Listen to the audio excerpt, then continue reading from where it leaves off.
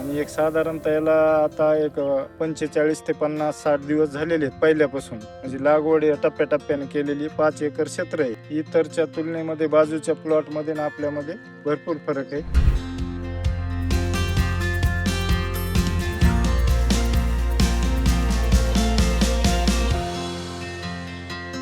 मी दत्ता कुंडलिकराव गायके, राहणार साळेगाव, तालुका सेलू, जिल्हा परभणी.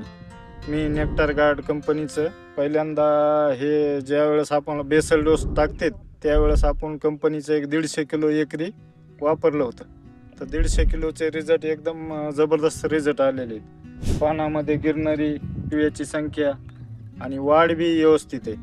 आणि खत टाकताना काही नाही, आपण बेडवर त्यावेळेस ठिसूळपणा असल्यामुळे असं फेकून बेडवर बरोबर बसलं ते.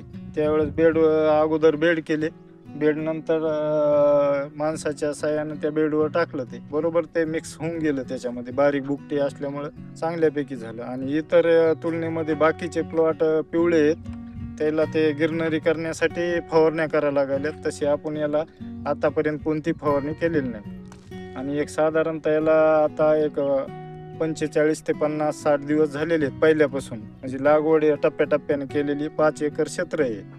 आणि आता दुसऱ्यांदा मी 100 किलो नेक्टर गार्ड आणि त्याच्यासोबत एक सुपर फॉस्फेट जे आहे, झिंक बोरॉन जे आहे ते एक 100 किलो आणि हे 100 किलो 200 किलोचा अंदाज एक दाताने एक बैलावर पेरणी केलेली आहे मोग्याने पाठीमागं. एकरी एक साधारणतः ते 50 किलोच्या 2 बॅग आणि त्या 30 किलोच्या 3 बॅग असं याला एक समजा एक 150-250 किलो जवळपास टाकलेलं आहे. इतरच्या तुलनेमध्ये बाजूच्या प्लॉटमध्ये आणि आपल्यामध्ये भरपूर फरक आहे.